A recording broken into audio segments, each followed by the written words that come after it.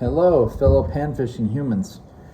I wanted to go a little bit into instinctual fishing for panfish and why natural instincts on panfish matter. Panfish are naturally a bit more aggressive than the standard fish.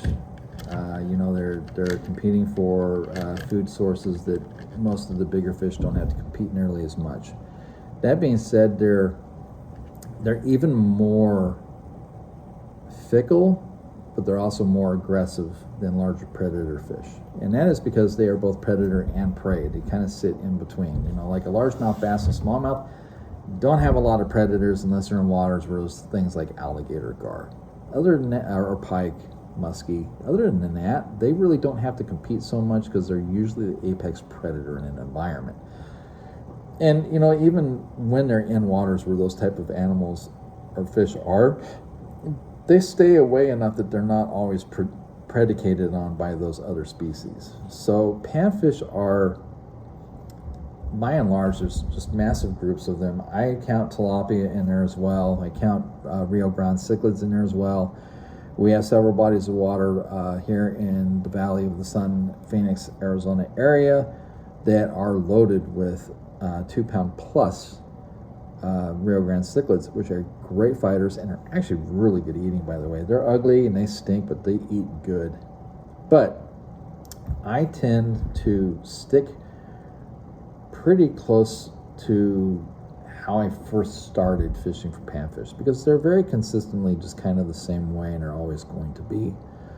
But I do things to influence that. I try to stay as close to nature as possible. I will use light cast net, light bait as much as I can because smaller shad, smaller minnows, panfish will beat them up, man. And I'm talking regardless of species. Crappie obviously hit light bait a lot, but I mean, any up to 2-inch minnow, a bluegill will eat it. They can swallow a pretty decent sized meal, even a standard bluegill. I've seen it happen. I've encountered it. Okay, so what I usually stick to is smaller jig heads with sickle hooks. I don't like J-bend hooks. I know they have a good hookup ratio. I just don't like them. I like the way that sickle hooks stick. Preference, yeah. So like I do like size 4 to size 2s.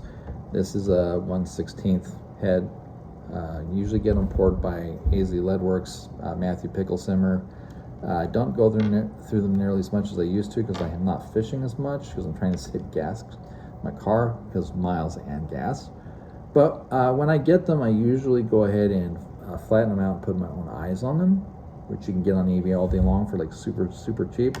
And I'll do it for 1/32 and 1/16 typically. I don't really like to go up above that for panfish unless there's current, then I'll do it. Current is kind of an important factor for me to determine if I'd go heavier. I do have one of my boxes that has I think like 15 or so of the 6th Sense heads that they make for the clobber minnow and the other associated baits, and I do have a lot of clobber minnows too. I have a large supply right now of 6th Sense and Get Out and Fish, which is not officially a company anymore. He's stopped. There was just too much involved in how much the cost was to the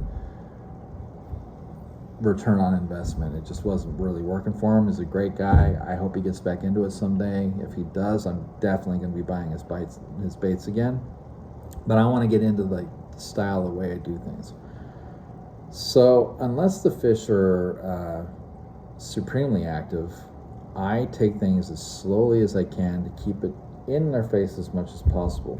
And I also my standard, and it's stunk up my pack so bad, I need to get another one. I use brush pile.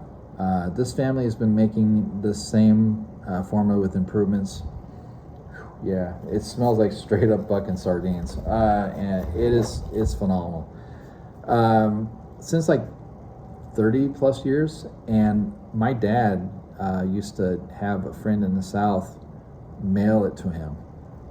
He used the bait mate and stuff like that too, and you can use whatever scent you want, but I use like that a lot. I also use the shad stick, which is the petroleum based one, but it's kind of hard in Arizona unless you keep it indoors until you go fishing, because if you leave it in your pack, it melts.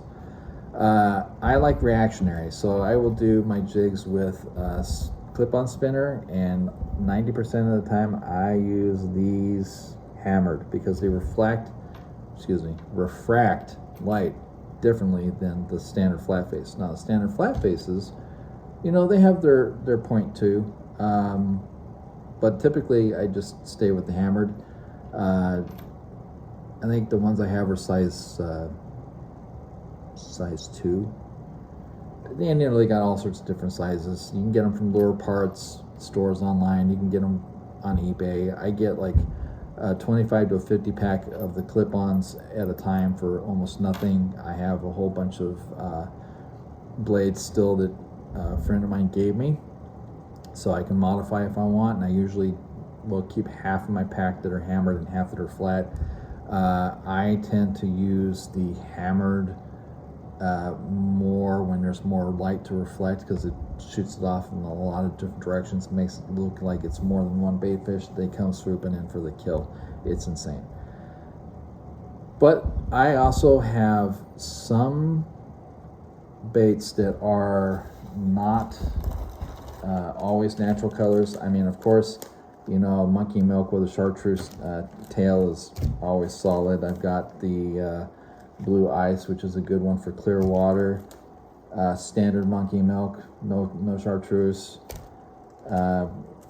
This is the quantum shad. It's got more of kind of blue and greens in it. It looks really cool in the water, very visible, very easy for them to find.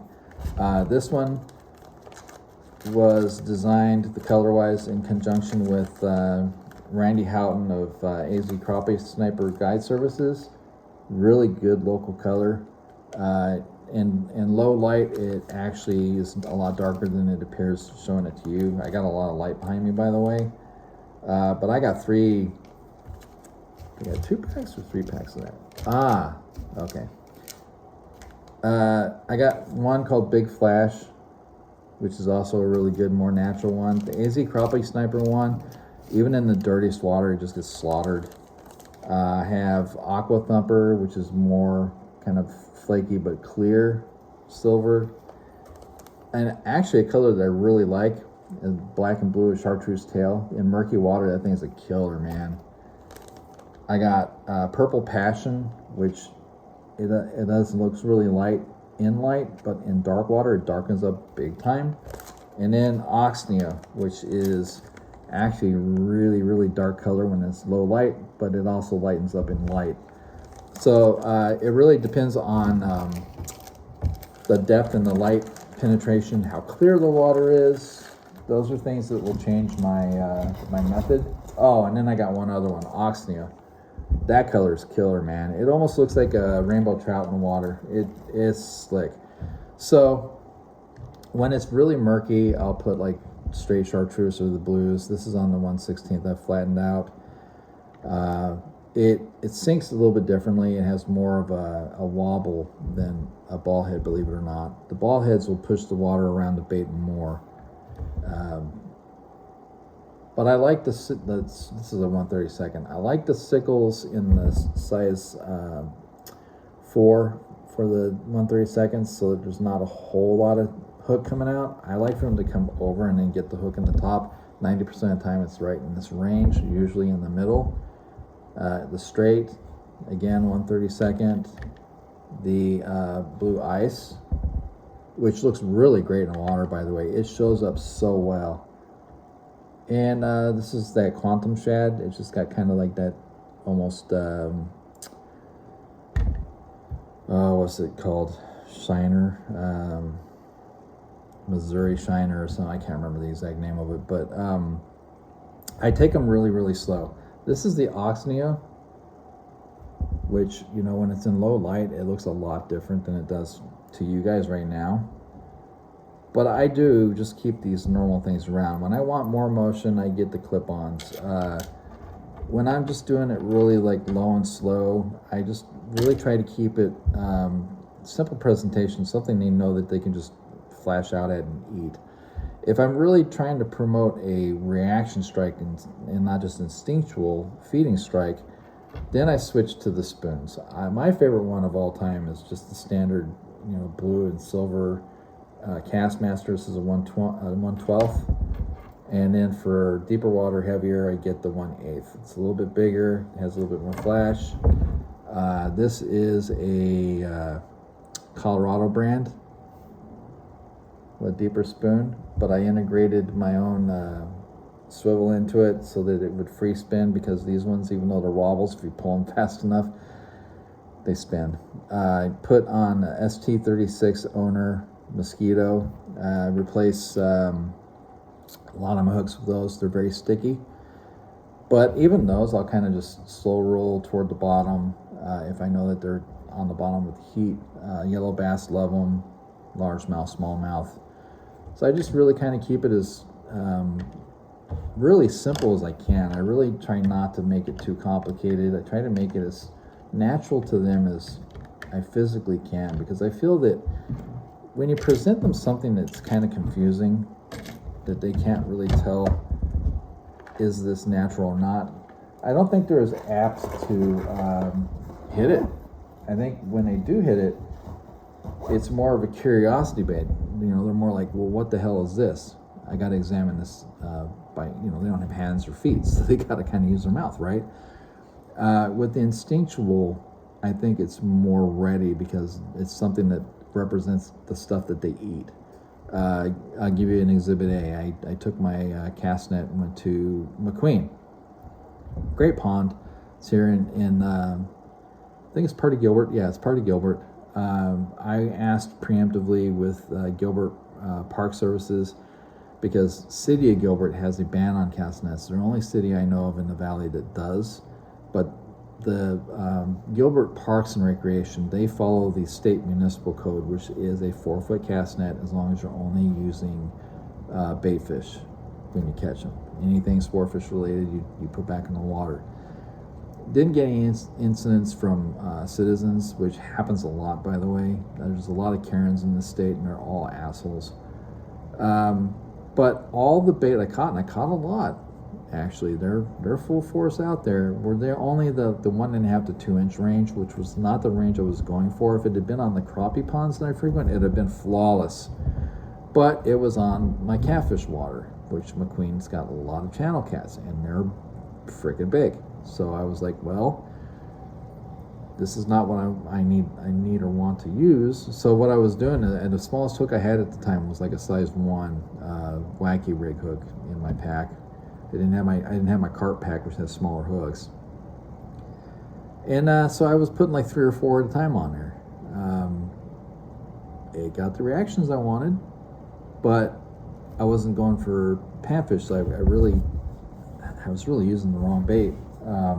But it worked, and it keys into, like, I had a couple of red ear that were on the bottom that would hit and I would get. So they still, in that size range, they'll beat the snot out of them. And a lot of times with panfish, if it's a bigger bait fish and they know they want to eat it, they'll swipe from the side and they'll take bites out of a piece of bait. And if you've ever seen them, I saw them one time cloud up on a whole ball of shad, and it was at right below the surface, and there was a whole herd of it was on Bartlett, right by the shore, in like 1.5 feet of water. This massive bait ball, and they were just swooping in from the side. Well, what they do when they do a group attack like that, which you don't always see, because they're usually solitary. Even if they're in groups, they solitarily eat a lot of the time. In mass, there were bluegill in there. There were the mixed sunfish with like the blue and like purple sparkles. There was warmouth in there, green sunfish. They were all attacking. Well, what happens is the shad that are left alive, they get the hell out of Dodge. Well, what's left is just all these bits and pieces like chum, like a shark would go after. So they will attack larger bait. So don't be afraid to use larger bait. If I'd have caught, because I got like 100 of them in one cast, they were all full motion on that pond that day. if you do get them and you don't intend to use them all, dump the ones back that you're not going to use. At least enough to where you have just enough, and you can always cast your cast net again, okay? You can always take your improvised devices with bread and catch more minnows and shad. It's not like you can't get more. They're obviously in there, and I knew that, and I just didn't have the rig to go for panfish with them. If I'd have brought my 2-pound line rod out from the car with my mosquito hooks, I could have gone after the panfish all day long, but it was 110 degrees in the shade. And after about an hour, I was like, I'm done. That's done. It was way too fucking hot. I am much more night fish, green light oriented at that point, and I have a cast net and a bait bucket that is great for that. So, that's when I go on Bartlett or, Pleasant, Roosevelt, depending on who I'm going with. Throw the green light over for a couple hours, wait for the bait to come up, throw the cast net, game on, just start doing it. Now, unfortunately, a lot of my friends, they either have boats that are broken or they don't have boats anymore. And, I really wish I was in a financial situation to have my own boat, let alone have the vehicle to tow a boat. I just don't have either one of those. But yeah, natural. A lot of minnow type stuff. I got a lot of the clobber type minnow stuff. I've got curly tails that are accurate representations of baitfish, and especially like curly tails, because if they're in the more natural color, it's the vibration and the motion that's kicking them. And if you put them on with like a clip-on, oh my god, they can be magic. If they're on fire already, that is a rapid fire way to just get a lot of panfish in one stop shop, man. I mean, if I was like in the deep south, like Georgia, Arkansas, Mississippi, Missouri, like those river systems where there's like the real chunky smallmouth and like massive panfish, I'd be all over that shit. I really would. I'm so used to Arizona, and my kids are here. And yeah, my kids are in their late 20s, early 30s. I'm not going to be around much longer. I really just don't have this compulsion to move to another state at this point. I've been here 3/4 of my life. I am not in love with a lot of the people that have moved here from other states, because they try the old saying, California, my Arizona. It's gotten so fucking weird, man. But I'm a panfisher by nature. Like, it's my favorite way to do it. Crappie is my favorite thing to go for.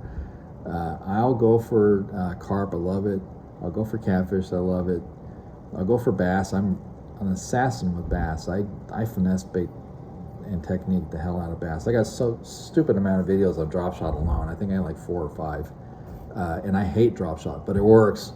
Anyway, panfish is just it's my pocket I really love, especially with live bait. I didn't have the motivation today. I did not fucking have it. So, if anybody has questions, I mean, I'm on Facebook under the group name that's basically the same as my YouTube.